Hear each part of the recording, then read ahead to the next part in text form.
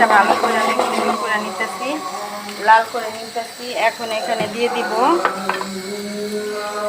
আদা বাটা। আদা বাটা দিয়ে দিলাম। এখন এটা একটু ভালো করে নাড়া দিব। আচ্ছা, আইজান দিতেছে, আইজানের সময় একটু স্টপ রাখ। আইজান দিতেছিল দেখা পুরো স্টপ করে রাখছিলাম। এই যে দেখো এখানে আদাটা সুন্দর করে কষানো হয়ে গেছে। এখানে দিব হলো আমি এখানে হলো বাদাম, কাজু বাদাম, কিশমিশ, তারপরে যা হয়েছে হলো পেঁয়াজ, কাঁচামরিচ।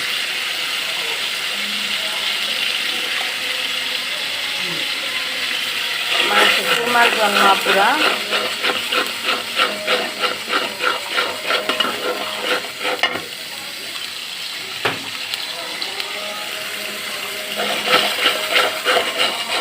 সুন্দরভাবে একটু কষায় নিই।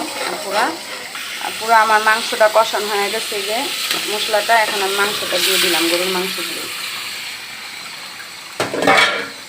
দেখো গরুর মাংস দিয়ে দিলাম, সাথে লবণ দিয়ে দিলাম।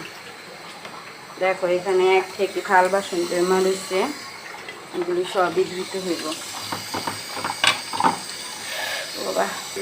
সুন্দর করে দেখো লড়াই আমি মিশাই দিলাম। এখন হলো আপনারা জানো তো গরুর মাংস হইতে অনেক দেরি হয়, এটা হলো আস্তে আস্তে হোক। পুরা আমি কোনো পানি দিইনি, মাংসের পানি উঠা দেখো এই যে অনেকটা শুকায় গেছে। এখন আমি দিয়ে দিব এখানে দুধ, 1 কাপ পরিমাণে দুধ দিয়ে দিব।